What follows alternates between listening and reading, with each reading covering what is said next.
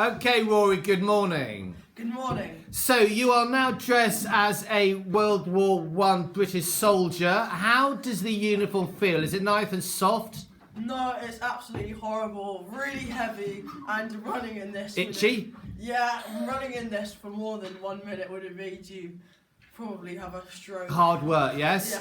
Yeah. What do you think it is mostly made of?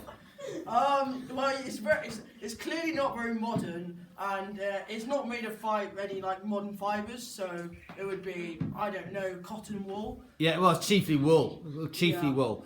Can you just stand up and show us show us what you've got on between your boots and your trousers?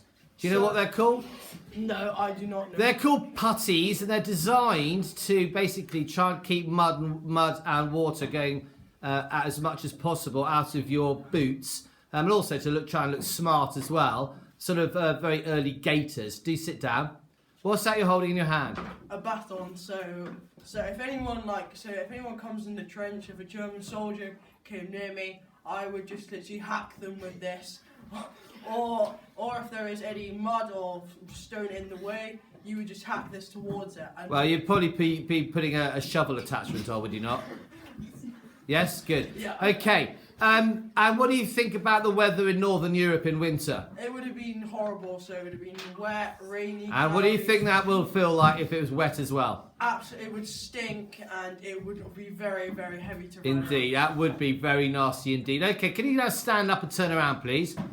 Right, now you've got your standard webbing attachments on your back, and obviously they're all full of things. So if you'd like to now take that off, if you can.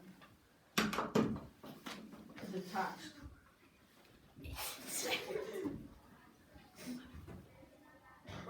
Okay, we have our glamorous assistant, Mr. Misa, can go and assist. Thank you very much. All right, I have to step out of it by the looks of things.